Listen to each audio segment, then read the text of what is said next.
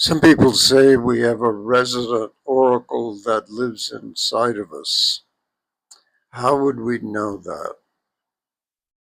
The only way you could know is intuition. You sense it. You hear and sense knowing.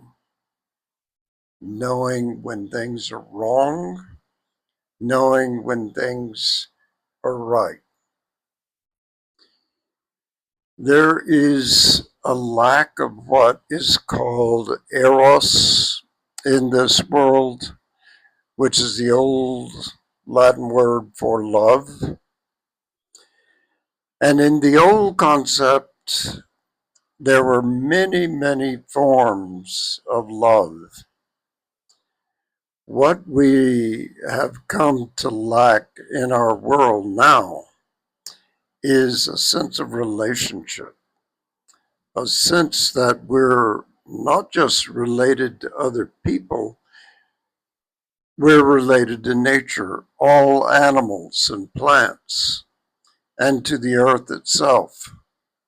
We are related to the spirit of creation, the spirit that has created the cosmos. We are part of that.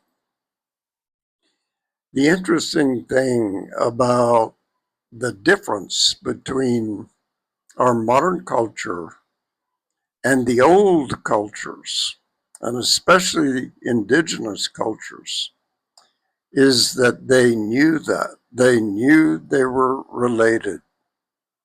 And we have somehow stripped all of that wisdom from our culture, and we live for profit.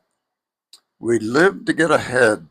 We live for our profile. We live for our identity as a name and some kind of status. And I don't think that that's a very wise way to live. I think just the opposite, that since we are basically spirits who are under the false impression that they are solid physical beings with a solid identity and name and social profile, we are confused. We're actually kind of wandering in a jungle of confused ideas and happenings, and we don't know what's going on because we don't know ourselves. We don't know what we are. We don't know who we might be. We are not these small little humanoids who are scuttling around on planet Earth just trying to compete with our fellow humanoids and get ahead, get ahead in life, not fall behind. And it's actually pitiful. It's actually sad that human beings have come to this version of reality that they themselves believe without a shadow of a doubt.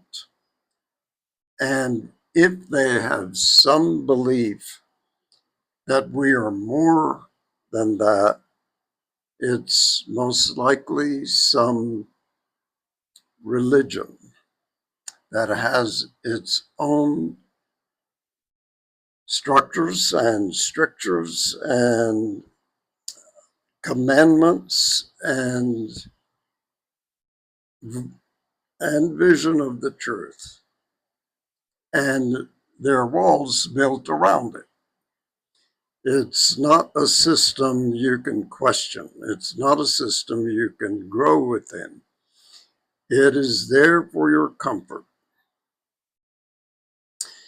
And if you need comfort more than anything else, I guess that's the thing to do.